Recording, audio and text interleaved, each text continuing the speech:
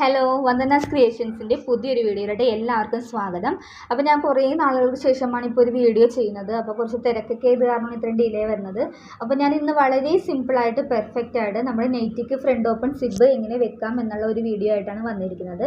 അപ്പോൾ ആദ്യമായിട്ട് എൻ്റെ ചാനൽ കാണുന്നവരുണ്ടെങ്കിൽ സബ്സ്ക്രൈബ് ചെയ്യാൻ മറക്കരുത്. തുടർന്നുള്ള എൻ്റെ എല്ലാ വീഡിയോസിനായിട്ടും തുടർന്ന് കാണുന്നതിനും ഞാൻ ഇടുന്ന വീഡിയോസ് നിങ്ങൾക്ക് ഇഷ്ടപ്പെട്ടെങ്കിലും മറക്കാതെ ലൈക്ക് ചെയ്ത് ഷെയർ ചെയ്ത് അടുത്ത് കാണുന്ന ബെല്ലൈക്കൺ കൂടി ക്ലിക്ക് ചെയ്യുക. എങ്കിൽ മാത്രമേ ഞാൻ ഇടുന്ന എല്ലാ വീഡിയോസും നിങ്ങൾക്ക് നോട്ടിഫിക്കേഷനായിട്ട് ലഭിക്കുകയുള്ളൂ. അപ്പോൾ നമുക്കിനി വീഡിയോയിലോട്ട് പോകാം.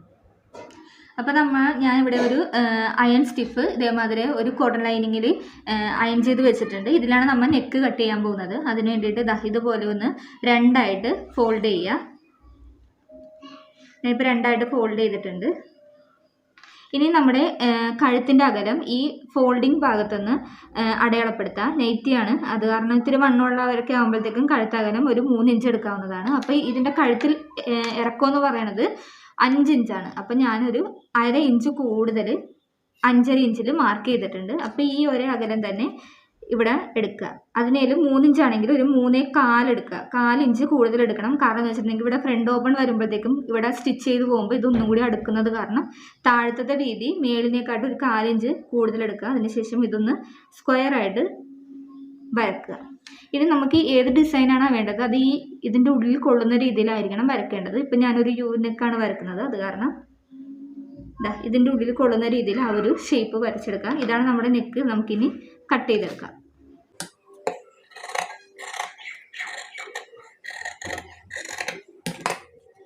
ഇനി നമുക്ക് ഈ ഭാഗവും നമുക്ക് കുറച്ച് കട്ട് ചെയ്ത് മാറ്റാം.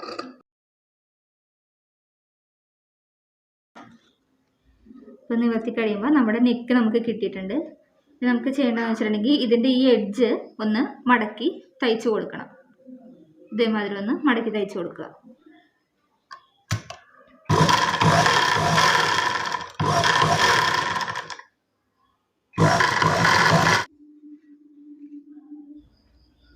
അപ്പോൾ നമ്മുടെ നെറ്റിയുടെ ഫ്രണ്ട് പോർഷൻ ഞാൻ ഇതേമാതിരി കട്ട് ചെയ്തൊക്കെ ഇട്ടിട്ടുണ്ട്. ഇനി നമുക്ക് കഴുത്തകലം അടയാളപ്പെടുത്താം. ഇവിടെ ഫോൾഡിങ് ആയിട്ടുള്ള ഭാഗമാണ്. അപ്പോൾ നമുക്ക് ഇവിടെ നിന്ന് നമ്മുടെ നെക്ക് കട്ട് ചെയ്ത പോലെ 3 ഇഞ്ച് ഇവിടെ നിന്ന് 3 ഇഞ്ച് അടയാളപ്പെടുത്താം. ഇതേമാതിരി 3 ഇഞ്ച് അടയാളപ്പെടുത്തിയിട്ടുണ്ട്. നമ്മൾ സെൻറ്റർ കിട്ടാൻ വേണ്ടിയിട്ട് ഫോൾഡിങ്ങിൽ ഒന്ന് നന്നായിട്ട് ഇതേമാതിരി ഒന്ന് പ്രസ് ചെയ്ത് കൊടുക്കണമെങ്കിൽ നിവർന്ന് കഴിയുമ്പോൾ നമുക്കവിടെ ഒരു ഫോൾഡിങ് കിട്ടും. ഇത് നിവർത്തിടാം. അപ്പോൾ ഇതാണ് നമ്മുടെ കഴുത്തകലം. ഇത് സെൻറ്റർ പോർഷൻ.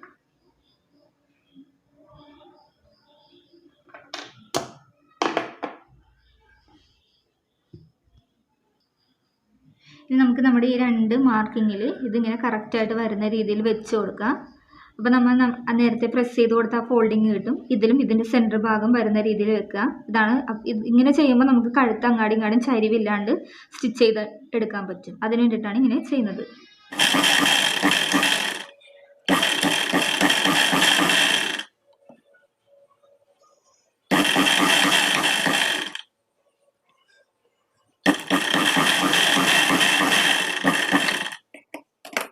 ഇനി നമുക്കിതൊന്ന് കട്ട് ചെയ്തെടുക്കാം.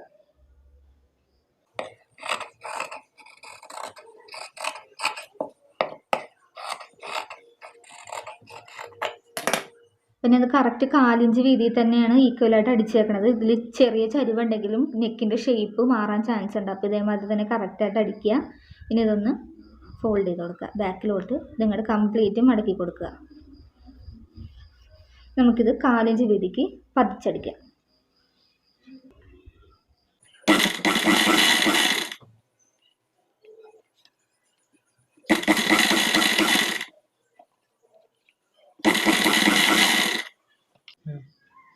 അപ്പോൾ നമ്മൾ നെക്ക് അടിച്ചിട്ടുണ്ട്. ഇനി നമുക്ക് ഫ്രണ്ട് ഓപ്പൺ ആയത് കാരണം നമുക്ക് ഓപ്പൺ ചെയ്യാം. അതിന് വേണ്ടിയിട്ട് നമുക്ക് ഷോൾഡറിൽ നിന്ന് ചെസ്റ്റ് ലെങ്ത്ത് ഇതിന് 12 ഇഞ്ചാണ് വരുന്നത്. ഞാൻ അതിനെക്കാട്ടും 1 ഇഞ്ച് കൂടുതൽ ലെങ്ത്ത് ഇവിടെ ഇതേമാതിരി മാർക്ക് ചെയ്യാണ്. അപ്പോൾ നമുക്ക് ഈ സെൻറ്റർ ഒന്ന് ഇവിടം വരെ ഓപ്പൺ ചെയ്ത് കൊടുക്കാം.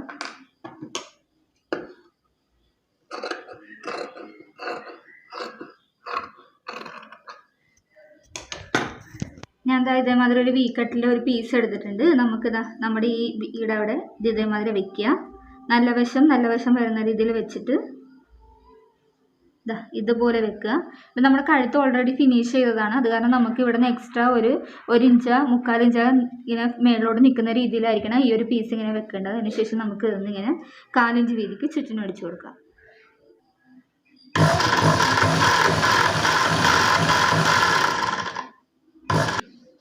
ഇത് നമ്മൾ സ്റ്റിച്ച് ചെയ്തിട്ടുണ്ട്. ഇനി ഇതേമാതിരി വെച്ചിട്ട് നമുക്ക് ഇതിലൂടെ ഒന്ന് പതിച്ചടിച്ച് കൊടുക്കാം.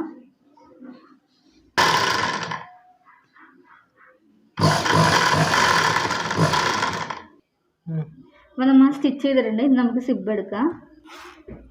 അതിനുശേഷം ഈ ഒരു ഭാഗം ഇതേമാതിരി ഒന്ന് നമ്മൾ പതിച്ചടിച്ചതൊന്ന് ഇങ്ങനെ മടക്കി കൊടുക്കുക. അതിനുശേഷം ഈ ഒരു സിബ് ഇങ്ങനെ നിൽക്കുന്ന രീതിയിൽ വെച്ച് അടിച്ചു കൊടുക്കണം. അപ്പം അതിന് മുമ്പായിട്ട് ഇതേമാതിരി കയറ്റി ഇതൊന്ന് ഉള്ളിലോട്ടൊന്ന് ഫോൾഡ് ചെയ്ത് കൊടുക്കുക. എന്നിട്ട് ഇതേമാതിരി ഒന്ന് ഫോൾഡ് ചെയ്യുക. എന്നിട്ട് ഇതൊന്ന് മടക്കുക, ഇതേമാതിരി മടക്കുക. എന്നിട്ട് ഇതുപോലെ വെച്ചിട്ട് സ്റ്റിച്ച് ചെയ്ത് കൊടുക്കുക.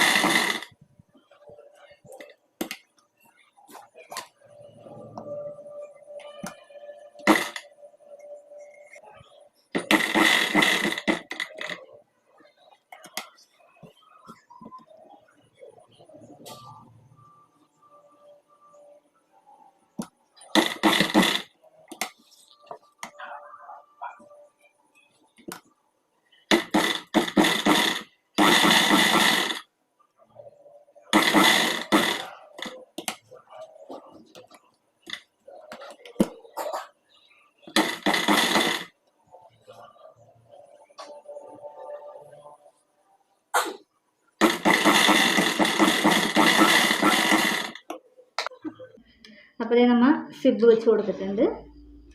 ഇനി നമുക്ക് ഈ സിബ് കവർ ചെയ്ത് പോകണം. അതിനായിട്ട് ഞാൻ ഇതേമാതിരി ഒരു പീസ് എടുത്തിട്ടുണ്ട്. ഈ പീസ് ഈ മേൽഭാഗം ഇതേമാതിരി ഒന്ന് മടക്കുക. അതിനുശേഷം ഇതുപോലെ ഒന്ന് ഫോൾഡ് ചെയ്യുക. ഇതുപോലെ ഫോൾഡ് ചെയ്തിട്ട് ഇത് ഇവിടെ നിന്ന് ഇതുപോലെ വെക്കുക. ഇതുപോലെ വെച്ച് ഇവിടം വരെ സ്റ്റിച്ച് ചെയ്ത് കൊടുക്കുക.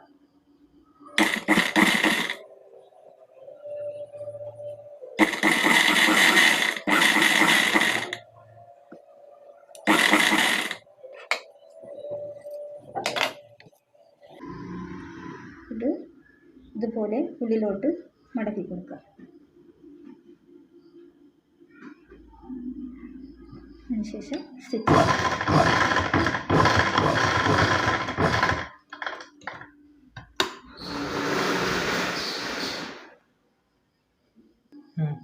അപ്പോൾ നമ്മൾ ഈ സ്റ്റിച്ച് ചെയ്തത് ഇതേമാതിരി ഒന്ന് മടക്കുക. അതിനുശേഷം ഇവിടെ ഒന്ന് പതിച്ചടിക്കുക.